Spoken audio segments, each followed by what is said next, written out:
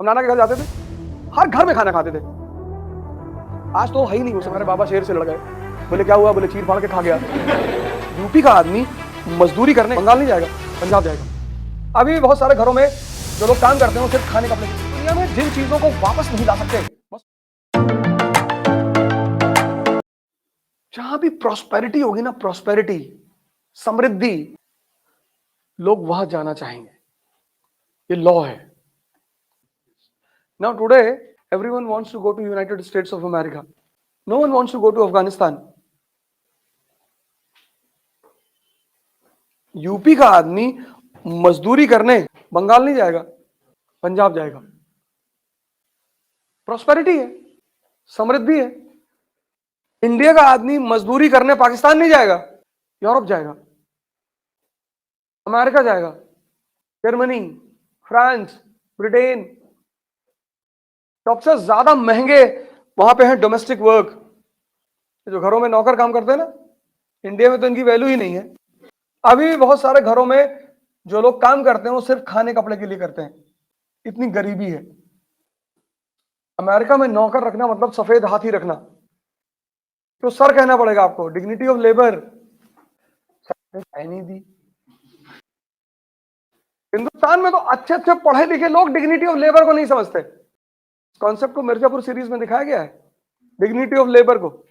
गुड्डू भैया कहते हैं अखंडानंद त्रिपाठी से कि कालीन भैया हम आपके लिए काम करते हैं, आपके नौकर नहीं है। बिल्कुल सर्विस दे रहे हैं, तुम सर्विस चार्ज दे रहे हो, खत्म। तुम्हें काम नहीं लेना, बाहर तुम भी अलग हटो, हम भी अलग हटे, लेकिन तुम बदतमीजी नहीं करोगे मेरे साथ। तो जैसे आज पूरी दुनिया अमेरिका जाना चाहती है, ऐसे उस वक्त जितनी यूरोपीय कंपनियां भारत में थी वो सब बंगाल आना चाहते थे। सबसे कीमती चीज मनुष्य के जीवन में क्या है तुम्हारी नजर में? तुम्हारी नजर में? अच्छा ठीक है, हाँ कोरोना वाले तो ऑक्सीजन बोलेंगे, सही कह रहा हूं। बहुत तो ऑक्सीजन के चक्कर में मर गए। कुछ चीजें हैं, कुछ शब्द हैं, अगर तुम उन्हें समझने लगो तो तुम्हारी जिंदगी की आधी दिक्कतें अपने आप खत्म हो जाए। जैसे एक शब्द है कीमत। कभी कभी तुम्हें पता ही नहीं होता कि तुम किस चीज की कितनी कीमत है। ये शब्द बड़ा प्यारा है, कीमत। एक शब्द है इंटरेस्ट। ये सब शब्द बहुत प्यारे हैं, और अगर तुम्हें ये सब शब्द समझ में आने लगे, तुम्हारी जिंदगी की मेजर प्रॉब्लम खत्म हो जाए। जैसे बहुत लोगों को लगता है कि समय तो बहुत है हमारे पास। तुम्हारी उम्र कितनी? सोचो 22 साल बीत गया, पता चला अगला 22 भी बीत जाएगा। समय, अपना समय किसी को मत दो। मैंने गलतियां की, मैंने कहता हूं मैंने नहीं की, मुझे पता नहीं था। तुम कहते हो ना ध्यान से क्या पता चलता है, यही सब चीजें पता चलती हैं। अपना समय किसी को मत दो, अकेले बैठे रहो, जीवनी पढ़ो, जीवनी पढ़ो, घूमो, यहां से आगरा चले जाओ पैदल, तो कुछ तो फायदा होगा ना तुम्हारा, कुछ तो होगा। शरीर ही मजबूत होती चली जाएगी। समय बहुत कीमती है, और जैसे जैसे, और उसकी सबसे अच्छी बात है कि वो पता नहीं चलने देता कि मैं जा रहा हूं। तुम दुनिया में जिन चीजों को वापस नहीं ला सकते, बस वही कीमती है। कीमत की यही परिभाषा है। जैसे सांसें चली गई, फिर नहीं ला सकते।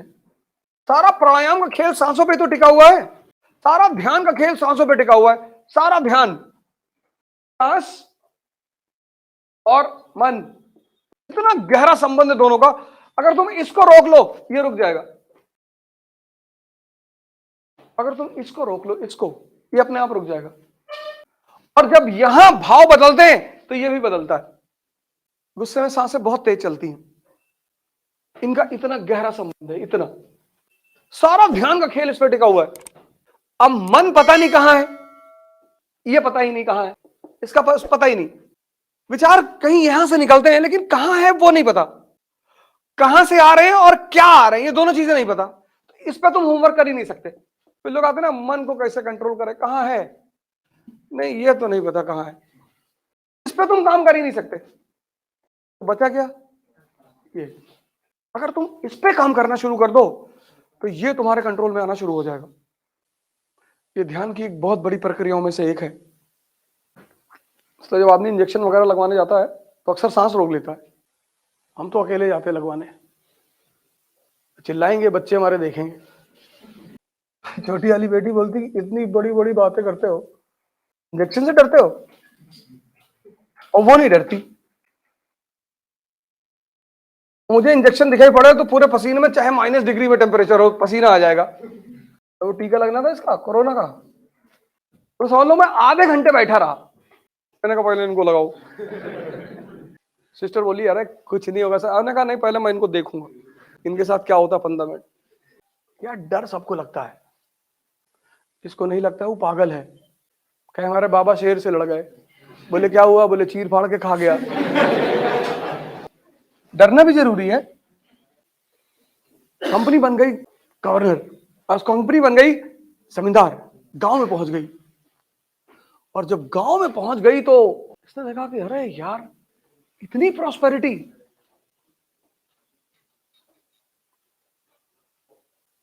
हमने 1980 का भारत देखा, 1980 का, हो सकता है 1640 का भी देखा हो, लेकिन मुगल काल की अगर हिस्ट्री पढ़ोगे ना तो इतनी प्रॉस्पेरिटी, इतनी प्रॉस्पेरिटी, इतनी समृद्धि। देश है ही है समृद्धि का। क्या नहीं होता इस कंट्री में? एग्रीकल्चरल कंट्री, रिसोर्स वाली कंट्री, ह्यूमन रिसोर्स की कंट्री, एनिमल हस्बेंड्री की कंट्री।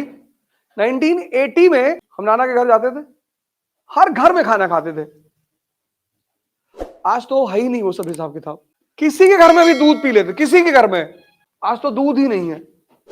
हमने 1980 की प्रोस्पेरिटी देखी गांव में। मतलब ऐसा है कि अपने ही नाना के घर में खाना, मतलब पूरा गांव नाना हो गया, पूरे गांव के लोग मामा हो गए। किसी भी घर में वो छोटी वाली बाल्टी होती थी, बैठ गए, गाय लग रही है, डाल दिया उठा के, पी लिए, बाल्टी फेंक दी। इतना प्रेम था गांव में लोगों में। मतलब किसी एक घर में अगर रिलेटिव आता था वो सबका होता था। हाँ, सबके घर का, सबका, सब इज्जत करते थे। अब तो अपने घर में ही खाने को नहीं। और इन लोगों ने उस दौर की बंगाल की समृद्धि देखी गांव में, फिर तो इनको पता तो था ही, फिर तो इनका जी तड़प उठा कि अरे यार अगर ये प्रांत हमारे कब्जे में आ जाए